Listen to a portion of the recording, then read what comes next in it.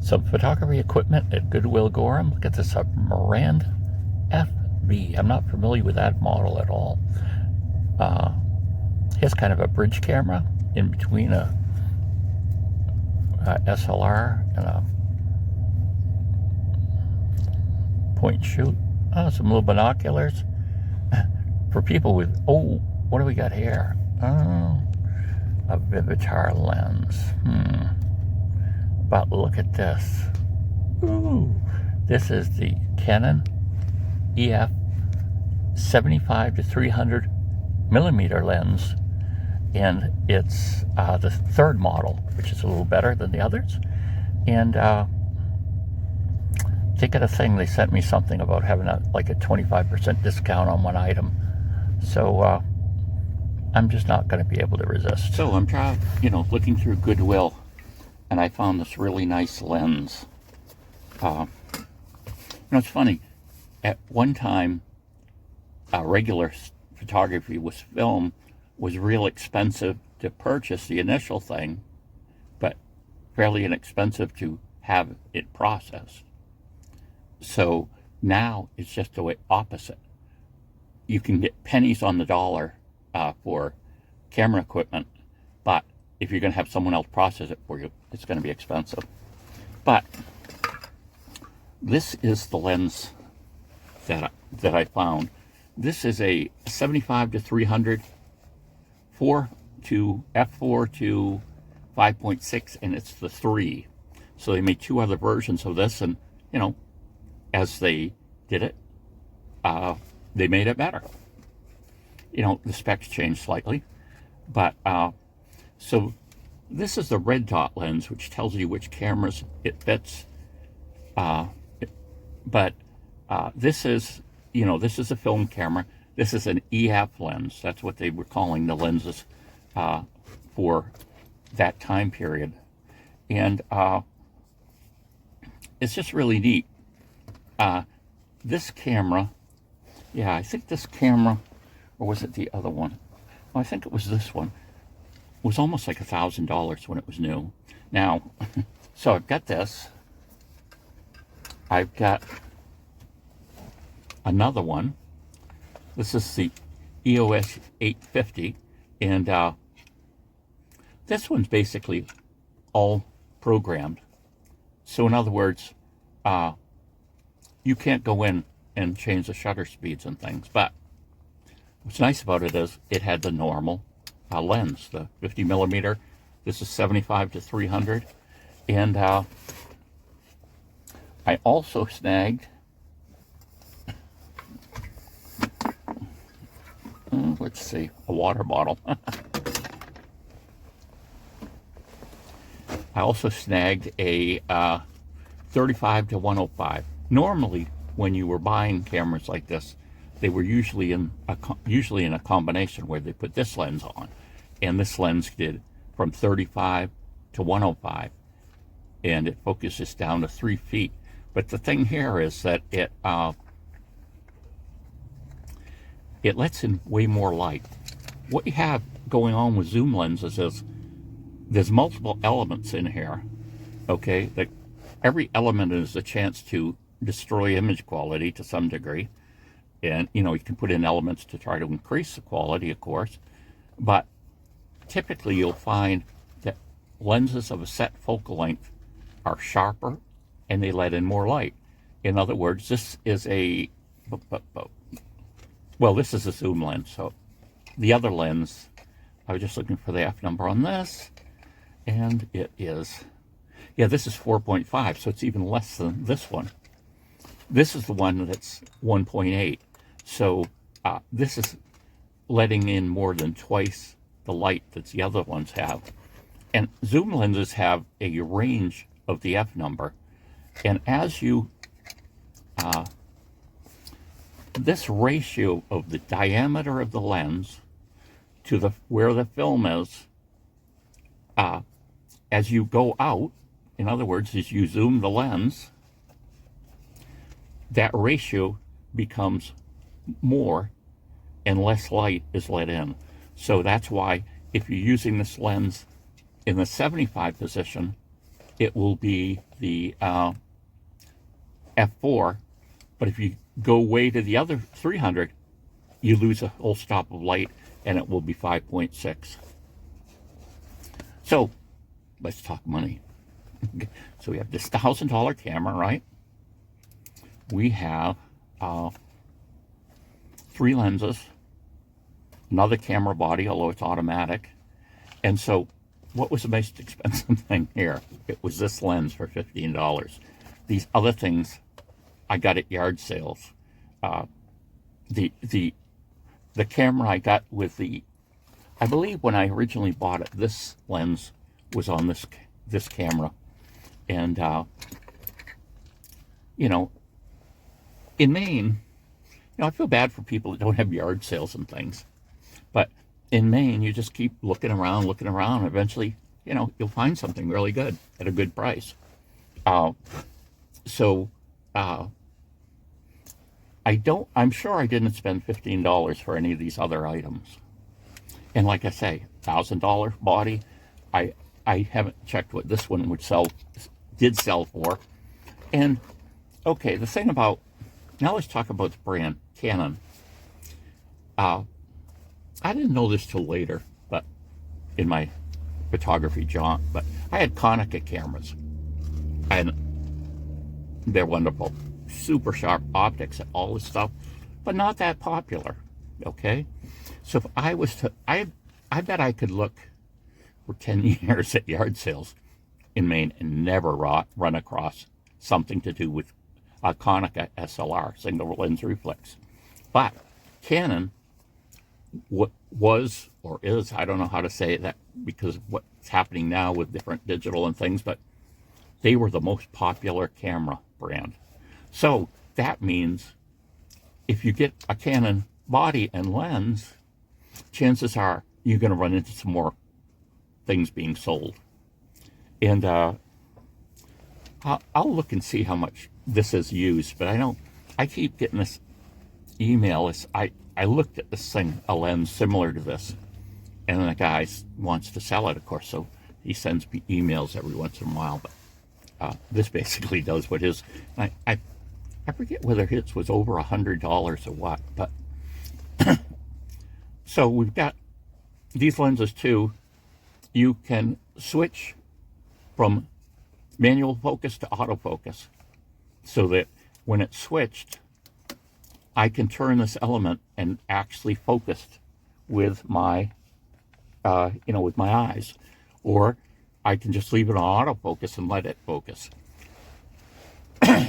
Now, there are a lot of situations, excuse me, that can get fooled by autofocus. So it's really good to have something that overrides it. And, something that affects picture quality a lot that people don't realize with it. Basically, you take a cell phone and you point it, and just about everything's in focus, right? Even if sometimes you focus at something near, sometimes the background's still really good looking.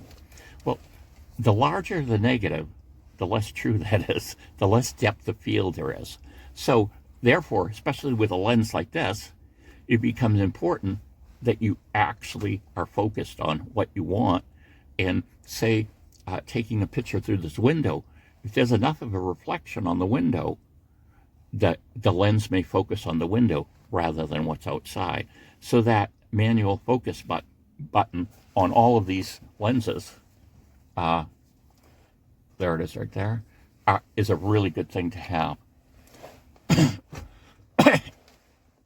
So what this doesn't address is how expensive this is to get processed now.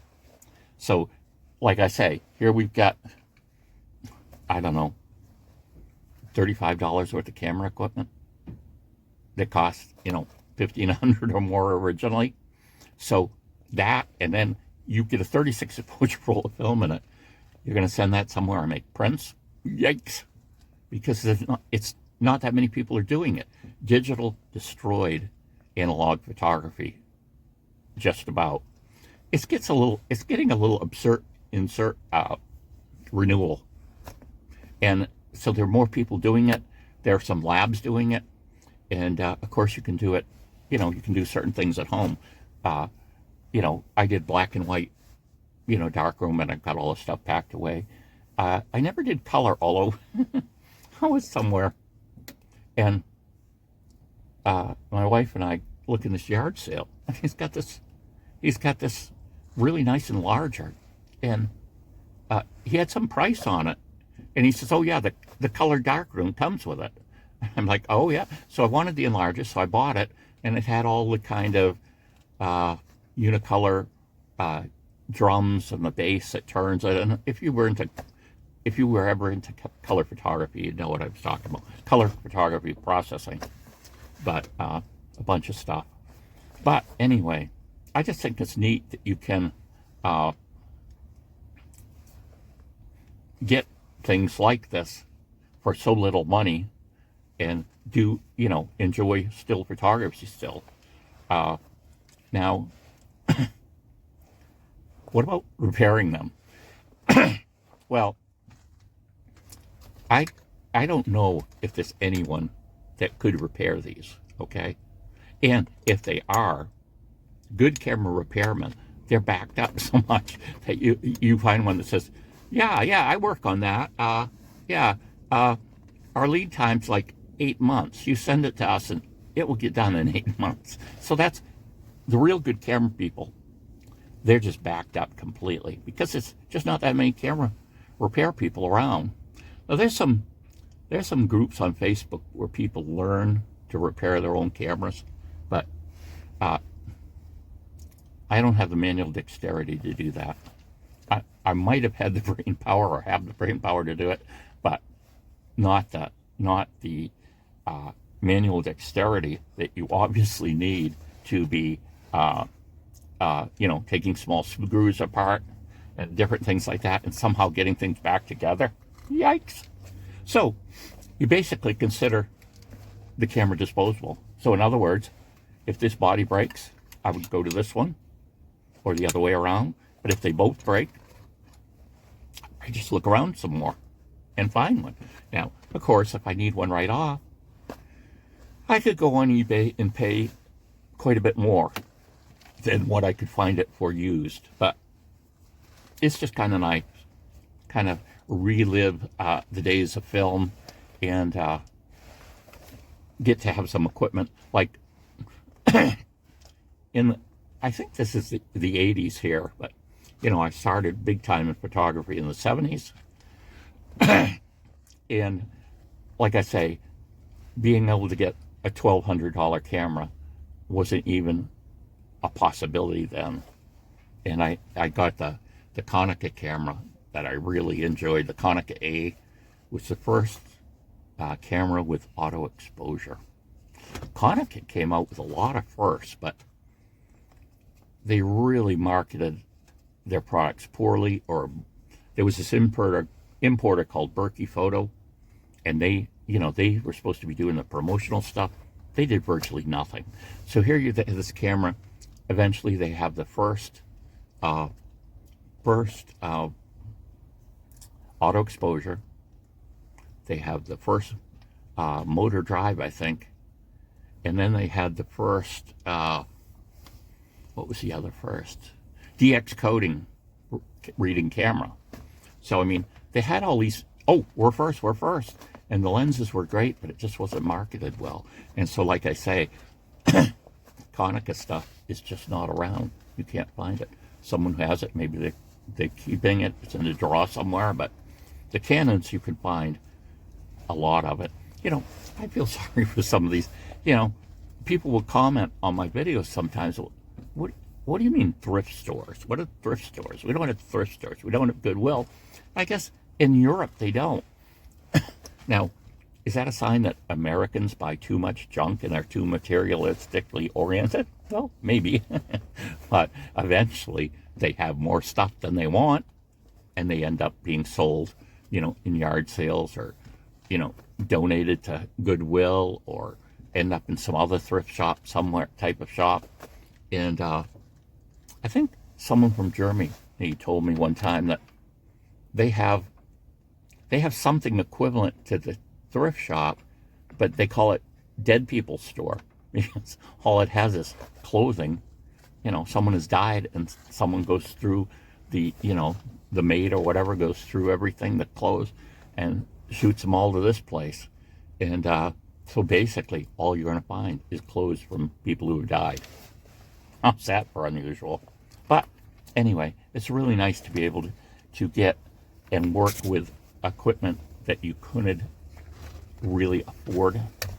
And I don't know, I think any person that learns to work with film is going to be a better digital photographer too.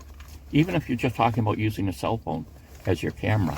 I think film is, you have to learn things with film. And, we tend to be so much like point and shoot now with the cell phones and things. Although my cell phone, the Samsung A52 5G, has a what do they call it? Professional group of settings. You can hit that, and then you can adjust the exposure, shutter speed, and things. And so you can get those adjustments back if you need to use them, which is kind of neat. So there we go. There's my blurb. And that little clip that was on here first. Other camera they had was the Miranda FB, which I didn't know there was one of those, but Miranda Sensor X, that was their top line in that camera. It was really something because it had the pentaprism came out, and there were all kinds of things about it that made the camera really kind of neat. I don't know that it was ever that popular though, for some reason. And then you saw too a Bauer Super 8 movie camera, and it's like, well, the problem with that, Bauer would probably be exceptional lens quality, but it is really expensive to try to shoot film. I know, and this was back, it's got to be 20 years at least, maybe more. I stumbled upon a really high quality camera that took single 8 film, which is basically 16 millimeter film. You'd run it through the camera once, it would expose one side, you'd flip it over and put it back in, and it would do the other side. You go to processing, they would cut it down the middle and splice it together, and you had your movie. But back then even, it was $3 a minute to use movie film. And I'm sure it is way more than that now, because there's just so few people doing it, and so it's all premium prices. Now, one thing I saw, I always kick myself about this when I think about it.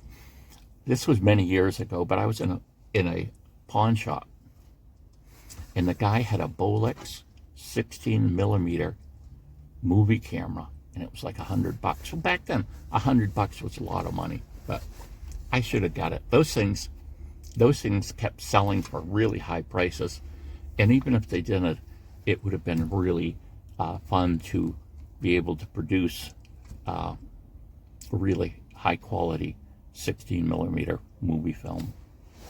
So there we go. I'll put on the end of this, I'm just going to have some video of me looking at other things in the store for you.